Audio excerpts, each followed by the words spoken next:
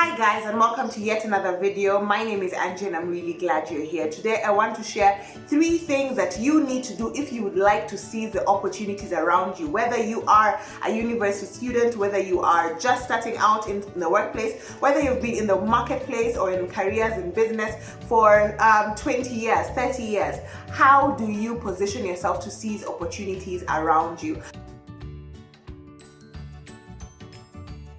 Point number 1 is you need to believe and know that there is room for you. There is room for you in the workplace, there's room for you in the business space, there's room for you in your career, there's room for your unique gifts and talents, your personality. One of the things that I like sharing is that the fact that you have an introverted personality, for example, is not reason enough for you to not go into marketing if you're passionate about marketing. Marketing is a huge range of things. The people who studied marketing and all that they do in terms of their career is do competitor intelligence, market research, they do analysis of trends, etc. So that can be your role in marketing. So your personality does not limit you from doing the career that you feel called to, the career that you want to get into. You just need to find the space where your personality and that career mash up. For example, in HR, people think HR is all about, just being like me, talking to people and just being expressive and interacting with people all the time. And yes, that is part of it, but there are other parts of HR. There is administration, there is payroll, and there's benefits management. There is managing talent recruitment, and especially focusing on the AI side. There's lots of different things that you can do. So your personality, there's room for your personality, there's room for your experience, there's room for your background, there's room for your particular course that you have studied. Let me tell you, there's no course, unless you're studying what? Let me think. You're studying, I don't know. Give me something in the comments below if there's something you're studying and you're thinking like, is there really opportunity for this? There is opportunity for that, because let me tell you, people's businesses are continuing to grow. People's opportunities and ways in which they're looking at the world are continuing to grow. And therefore, yes, even though there are 5 accountants already in your family, you can be the 6th one and you can flourish. Even though there are 37 engineers or there are 55 musicians, there is space for your music. So you need to believe that. And let me tell you guys, once you have that mindset, which is called an abundance mindset, which means that you believe there is enough for everyone, not what the media is telling you, not what society is telling you about, oh, hakuna kazi, there are no jobs, there are no opportunities, the young are going to suffer, the generations are just going to be poor, etc.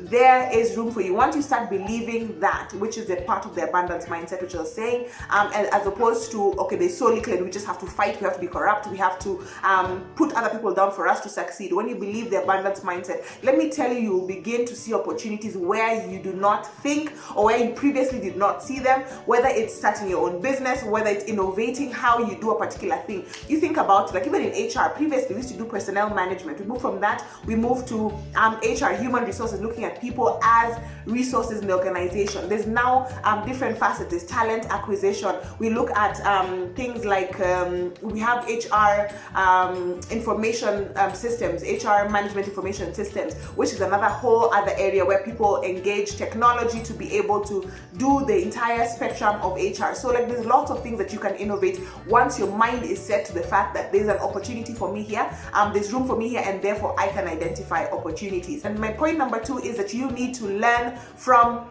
anyone and everyone. Like, you stay learning. It's not just about learning from classroom. It's not learning from textbooks, learning from lecturers and academics or online courses, etc. You need to learn from the people around you. If you have a circle of friends, and given, let's say for example, you and your friends don't work in the same organization, each of them work in different organizations, and there are things you can learn about the workplace, even your career, from their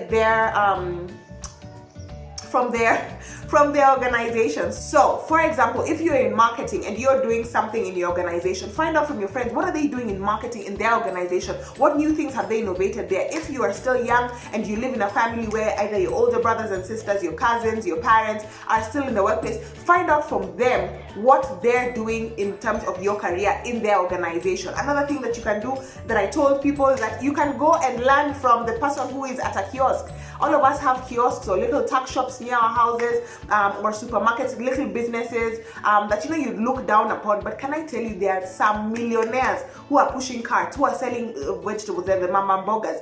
Those guys are making the money. Or in those kibandas, let me tell you, there's a lot you can learn about business from there. But if you have the mentality that the only place you can learn from is from people who are dressed like you, who go to the same circle, who are in the same circles as you, or who are doing the same things that you are doing, let me tell you, you'll miss out on a whole lot. If your mind is set towards learning, you will learn from the mama mboga, you will learn from CEOs, you will learn from NGOs, because even think about even like a church. A church is, yes, it's a ministry, but it also has functions that enable it to run. There's an administrator, there is a finance person or finance people, there are counselors, there are people who do logistics, so they need trash taken out, they need water, they do utilities, etc. So they have PR people even in churches, in some of the churches. So you can learn a lot from those around you. And tied to that is, even if you're looking for volunteer opportunities, don't just look for the very big firms or the very big organizations, because even these smaller organizations, if you volunteer or you use your marketing skills for the kiosk, you use it for the person who has their own catering business, let me tell you, that's something you can put in your CV. That's experience that you're gaining that you didn't even have to go so far for to look for it to be able to be useful and in your CV. Somebody asked me, how do you put a kiosk in your CV? And I was like, well, the kiosk has a name. So if the name is Hope and Mary Ventures, you write that you did volunteer work, or rather, you interned there. Either you did volunteer work or you interned at Hope and Mary Ventures. Jina ni ya biashara, you put the name of the business there. So that is useful whether you're starting a business or later in your career. So there's somebody who said, when you stop learning, you start dying. And that happens even for people later in their career. When you stop inquiring from other people, whether it's other professionals or it's other people in other departments, whether it's volunteering somewhere, if you stop learning, you stop growing. And sometimes the learning doesn't have to be in your line of work, especially if you've been working for a long period of time. Volunteer in a children's home, volunteer your services for an organization that will not pay you, because you'll be exposed to things that you never have gotten if you just stayed in your main job and line of work full-time. Last but not least is learn to listen to yourself. If you are in school and if you are still studying, then you need to pay attention to the classes and to the subjects that most interest you, most excite you, most make you come alive. You just feel like, oh my gosh, like this is fantastic. When you study HR, the parts of HR that really bored me, when we did labor laws, labor relations and employment, I was just like, oh my gosh, please pass me over. Jesus, come now, kind of thing. But there's some people who are just like so alive at that. But when we talked about recruitment selection, when we talked about international HR culture and things like that, I was like, yes, this is my thing. I love this. Empowering people. We talked about organizational behavior. What else? Motivational strategies. All of that was really, really exciting for me. And therefore, it's important for you to take time, whether you are starting out or you check your interests, etc. in school, and as you study and as you're exposed to things, when you go for your internships or your attachments, then figure out, so let's say you do an HR internship, you will not do all the things that you learned in class, you won't do them in that internship, but you might find that you're exposed to payroll, you're exposed to team building, you're exposed to motivation, performance management, whatever. Pay attention to what it is that excites you in that line of work. If you're later on in life, later on in your career, pay attention to things that you actually enjoy in your role, okay? So if you're in marketing, do you enjoy coming up with publications and campaigns and advertising things? Is that what excites you? Does it excite you to go out and meet people? Does it excite you when you do research? Does it excite you when, you bring people on board and get like a team and you commission them, etc. If you are in medicine, do you like the public health aspect? Have you grown more into liking kids? I think that's how people end up doing their specialty, right? But the important thing is regardless of what career path you're on, you need to start spending a lot more time with yourself in reflection, in self-awareness, in taking like a self-audit. It's like when I do career coaching for people, one of the first things that we do is that we take time for you to reflect on what are the things that actually advanced your career, what are things that positively positively impacted you? What are things that excite you about your job currently, or that you think that are best aligned to what you like? Because that will help you be able to do things and align yourself, or seize opportunities based on what you're good at, what you're passionate about, what you find joy in, as opposed to just doing anything and being mediocre at that, or not having opportunities presented to you because you're not really thriving. I have a 2-year-old, real story. I have a 2-year-old, and when I took her to last September, she started school. And so September she turned 2, so maybe about October, mid-October, she started school. But this school, I went to like a number of schools before I decided which school she was going to go to.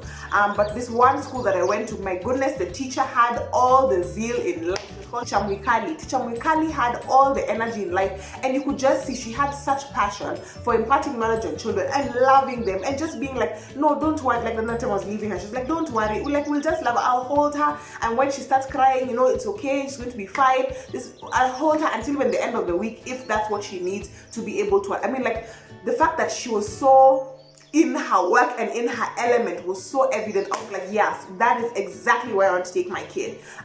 Compared to other places where they were just more like structure oriented, like the teacher seemed like they were, I mean, this is based on like one or two interactions, so I could be wrong, but some of the places the teachers just seemed like they were just doing things. They were just like going through the motions kind of thing, but it was the exuding of the passion and joy. I was just like, I want to be part of that. So the opportunity to teach my kid, which was, you know, such a high privilege, went to Teacher Mwikali and her school. And that's the same thing that happens at work. If you find somebody who is mediocre and therefore not finding joy in their work, you're less likely to give them an opportunity or recommend them or even think of them when an opportunity comes up, if that makes sense. So that's another way. So you need to find out what interests you, and therefore that attracts and that signals to people that you're in a place where you are flourishing and you're doing well, and therefore more opportunities will find you pretty much at the end of the day. So those 3 things. Number 1, there's room for you. Number 2, stay learning. Number 3, take time for a self-audit and figure out what interests you and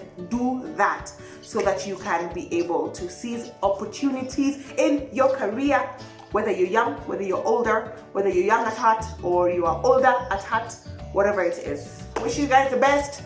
Till next time, give me a thumbs up if you liked this video. Subscribe if you haven't yet, and I will see you in the next video on Thursday. No, on Friday. Bye, guys. Nasha, what's the name of your teacher? Teacher Ruth. Not Teacher Ruth, the other one? I don't know. Teacher Esther. Esther. Yeah, I think it's Teacher Esther. Her other name is Teacher Mweni. I think it was Mweni. Teacher Esther, Teacher Ruth, and anyway, her class teacher had. Okay, it's okay. It's been a while, Mama. Even me, I've forgotten. Huh?